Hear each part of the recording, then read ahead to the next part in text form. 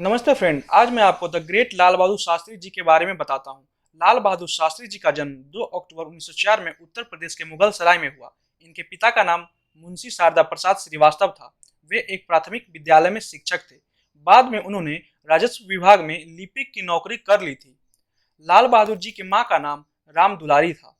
परिवार में सबसे छोटे होने के कारण लाल बहादुर जी को परिवार वाले प्यार से नन्हे नन्हे कहकर बुलाया करते थे। जब ये 18 महीने के थे तभी इनके पिता का निधन हो गया। उनकी मां उनके साथ अपने पिता हजारी लाल के घर मिर्जापुर चली गईं। कुछ समय बाद उनके नाना भी नहीं रहे। उनकी परवरिश करने में उनके मौसा रघुनाथ प्रसाद ने बहुत सहयोग किया।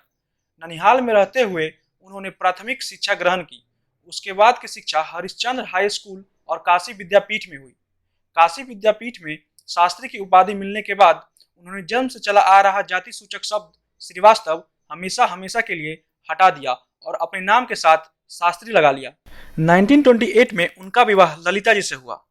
उनकी 6 संतानें हुई, जिसमें 2 पुत्रियां कुसुम और सुमन और 4 पुत्र हरिकृष्ण, अनिल, सुनील और अशोक थे। शिक्षा समाप्त करने के पश्चात वे भारत सेवक संघ से जुड़ गए और यहीं से उनके राजनैतिक जीवन की शुरुआत हुई। शास्त्री जी सच्चे गांधीवादी थे। भारतीय स्वाधीनता संग्राम के सभी महत्वपूर्ण कार्यक्रमों और आंदोलनों में उनकी सक्रिय भागीदारी रही। उन्हें कई बार जेलों में भी रहना पड़ा। 1921 का असहयोग आंदोलन, 1930 का दांडी मार्च तथा 1942 का भारत छोड़ो आंदोलन में उनकी विशेष भूमिका रही। 9 अगस्त 1942 के दिन शास्त्री जी ने गांधीवादी नारे करो या मरो को चतुराई पूर्वक मरो नहीं मारो में बदल दिया और अप्रत्याशित रूप से क्रांति को पूरे देश में प्रचंड रूप दे दिया।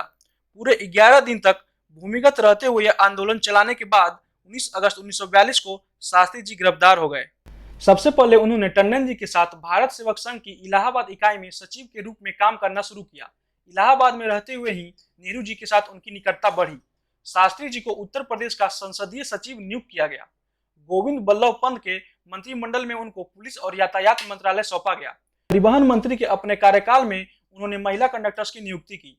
पुलिस मंत्री होने पर उन्होंने भीड़ को नियंत्रित रखने के लिए लाठी की अपेक्षा पानी की बौछार का प्रयोग लागू करवाया।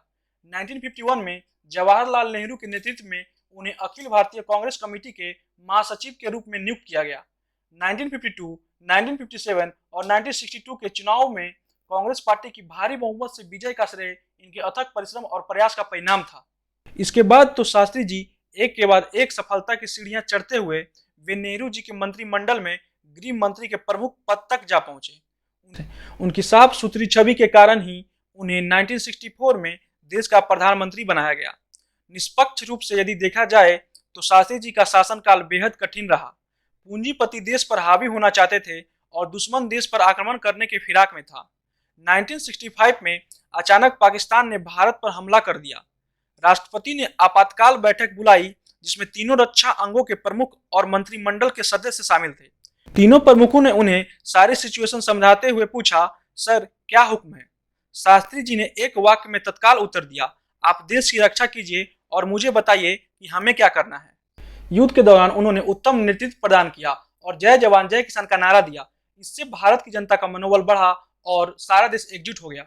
भारतीय थल सेना ने बरकी गांव के समीप नहर को पार करने में सफलता अर्जित कर ली। इससे भारतीय सेना लाहौर के हवाई अड्डे पर हमला करके पाकिस्तानी सीमा के भीतर पहुंच गई और पाकिस्तानी जमीनों पर कब्जा कर लिया।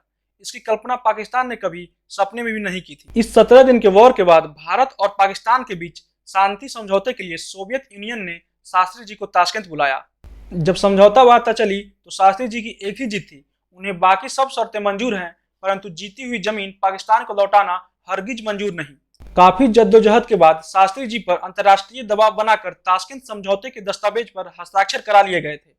उन्होंने यह कहते हुए हस्ताक्षर किए थे कि वे हस्ताक्षर जरूर कर रहे हैं, पर यह जमीन कोई दूसरा प्रधानमंत्री ही लौटाएगा, वे नहीं। 10 जनवरी 1966 को पाकिस्तान के राष्ट्रपति अयूब खान के साथ युद्ध विराम के समझौते पर हस्ताक्षर करने के कुछ घंटे बाद 11 जनवरी 1966 की रात में उनकी हार्ट अटैक से मृत्यु हो गई। यह आज तक रहस्य बना हुआ है कि क्या वाकई शास्त्री जी की मौत हार्ट अटैक के कारण हुई थी।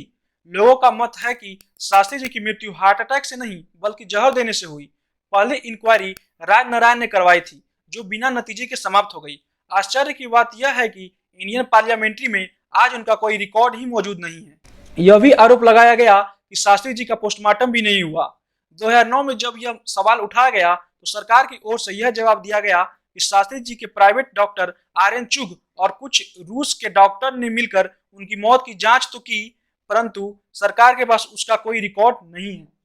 प्रधानमंत्री कार्यालय की ओर से यह कहना है कि शास्त्री जी की मृत्यु के दस्तावेज सार्वजनिक करने से हमारे देश के इंटरनेशनल रिलेशन खराब हो सकते हैं तथा इस रहस्य पर से पर्दा उठते ही देश में उथल पुथल मचने के अलावा संसदीय विशेषाधिकारों को ठेस भी पहुंच सकती है।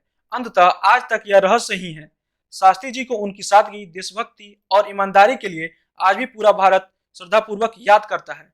उनकी मृत्यु के पश्चात उन्हें 1966 में भारत रत्न से सम्मानित किया गया। इनकी समाधि दिल्ली में विजय घाट पर स्थित है। आज के वीडियो में बस इतना ही, पर जाते जाते दो सवाल। पहला, क्या आपको पता था इनका जन्म 2 अक्टूबर को है? और दूसरा, आपको क्या लगता है इनकी मृत्यु वाकई हार्ट अटैक से हुई थी या कोई साजिश थी? कमेंट सेक्शन में जरूर बताएं।